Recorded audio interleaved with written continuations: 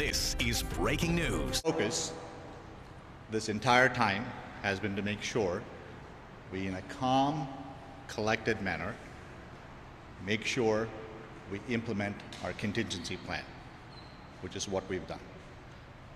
I want to give you an example of how we handled our approach to the strike by talking about the Shakira concert. As all of you know, before the concert, we said that there would not be mass transit service available. That was true for the rail service. Here's what we did do, though. Coach USA had a pre-purchased ticket option that for customers who wanted to get to the MetLife Stadium. But we knew that that would be a challenge. So what we did is pre-position some of our buses at Port Authority to supplement Coach USA's plan from the start. We did something else. We also had 50 buses waiting at Vince Lombardi and last night at Lot K of MetLife to just make sure we're there, to make sure nobody's stranded. So what happened? Within 45 minutes of the concert being done, New Jersey Transit quietly but efficiently moved every single person that wanted to get on a bus out of there. That is a testament to calm, quiet, but very efficient planning and execution. That is what I'm so proud of my colleagues for doing. On the rail side, we've been working very diligently, should this strike come to an end soon, to make sure we're ready to wake up the railroad, as it were, to get our assets planning, if you will, to get our assets pre-positioned should we need it ready to go as soon as the deal is reached. That gives you a sense of how we're handling it. Did we see some overcrowding on some of our bus lines? Yes. But the good news is what we were able to do is to make sure we had enough buses to absorb that overcrowding without leaving anybody, one, waiting in line because one bus was too crowded. Our positioning of buses was efficient to make sure every person who wanted to get on a bus had a bus available.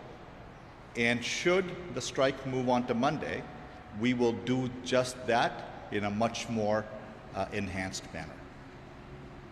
What I'm suggesting to you is not that we don't understand the impact that the union's decisions to go on strike has had on the 350,000 customers. But what I am suggesting to you is I am so grateful to the extraordinary work of men and women at New Jersey Transit to step up and try to meet this moment and try to make the lives of the customers just a little bit easier as they navigate through this very challenging moment. The other thing I'm so proud of is our ambassadors. You've seen some of them here this morning. We had our non-aligned workers, if you mean non-aligned, non-union members, who worked so tirelessly since the strike to make sure they're at train stations, to answer questions, to help people to get to where they need to go in a moment that is challenging for anyone. That gives you a sense for how we're doing it. But let me pivot to the status of negotiations for a second. Last night, I got reached out from the national president of the Brotherhood of Locomotive Engineers and Training to ask if we would meet with them today. The governor and I promised we would do that anytime, anywhere, to discuss, to see if we can get to a resolution on this issue. We agreed to meet today, and I intend to meet with them today. And as you know, there is a pre-scheduled meeting with the National Mediation Board tomorrow.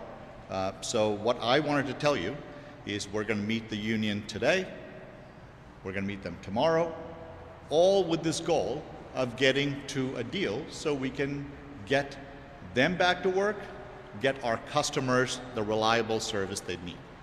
But I want to be crystal clear. I've said this, the governor has said this. We want a fair deal that will not break the bank. That is our principle. We are not moving from that, and I hope the union understands that that is where we are and that is where we will be. Ultimately, fair wages is their position, which I respect. Not breaking the bank is our position that they should respect. Remember this, there's only 3 places money comes from to run New Jersey Transit. Fare payers who pay for their fares to get on their trains and buses, corporate transit fees, or general taxes that the residents of New Jersey pay. That's it. This is not a private company where there's profits. We need to make sure we live within our means, and the governor and I have said we will not make a decision on a labor contract that will leave the next governor a mess to clean up. We will not be SEPTA. We will not be any of those transit agencies that are in a death spiral financially because of decisions that are bad that were made several years ago. I will not be party to it. The governor will not be party to it. So that's what we're going to say. But I want to say something about the locomotive engineers. The governor and I were at Aberdeen yesterday, and I saw a few of our colleagues, the locomotive engineers, on the picket line. I went and talked to them because I wanted them to know that I appreciate their contribution to this agency. I wanted them to know it. I don't have any ill will against them. Neither does the governor, and neither do any of my colleagues who are here with me.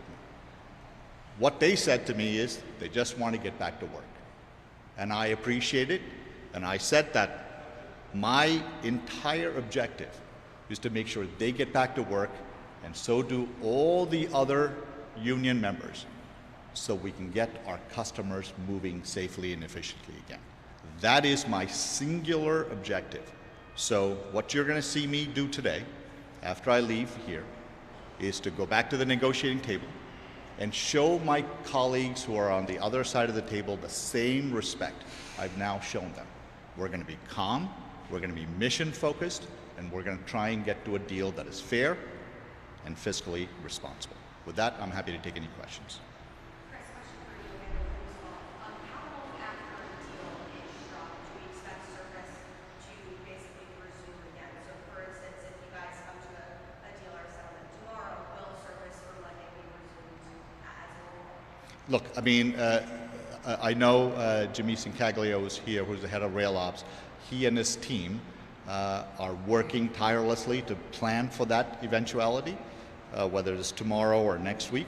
Our job here is, as efficient we were in putting the railroad to bed when the strike went into place, it is to make sure we get the service back on as quickly as possible when the strike is over.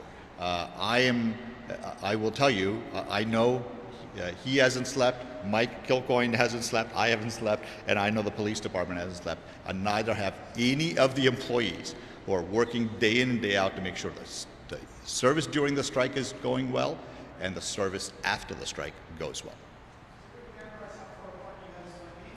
Look, I mean, I've said this to you, I don't know, over the last couple of days, that we're 95% of the way there on all the terms and conditions.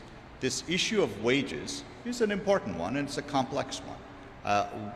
I think, I've always believed that a deal is imminent and it is achievable, but we understand their side. I now need them to understand our position, that we will not break the bank in getting this deal done. And that's what we're going to talk about today.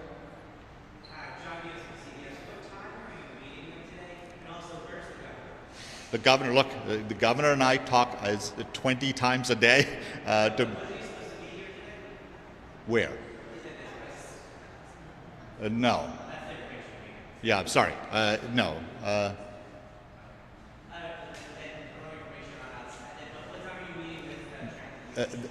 We're meeting with the unions at 1 o'clock today. In terms of ridership on Friday, do you have numbers? Was it like a typical Friday? Was it going to stay away? Was it going to say Monday numbers wise? And will you be able to accommodate, concert or location, hopefully So so let me answer the concert. You were right. Because look, the concert was a single event, but it also happened to have literally at the most challenging time for the agency, right? But what I wanted to convey there is we were able to execute a strategy from a mass transit standpoint that actually worked the way we intended to, even though very few people knew we were actually going to be there to service that. So that's done. On a Friday, typically the work from home numbers are very high.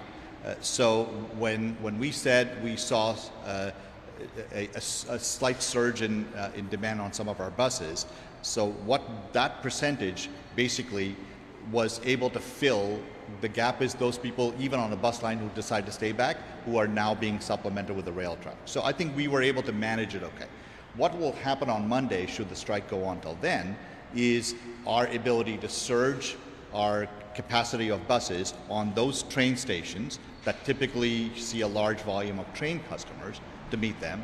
And for those non-train customers that are not on the Northeast Corridor or on other lines, we have those park and rides. So I've always said a bus system is not a substitute for a train system, but we will be prepared to handle the volume, but not at the level a train system would. So what I'm going to encourage people to do is, should this go on till Monday, and if you can continue to work from home, it would be a hugely helpful moment for us to manage the volume. Any other questions? Thank you. All right, thank you all.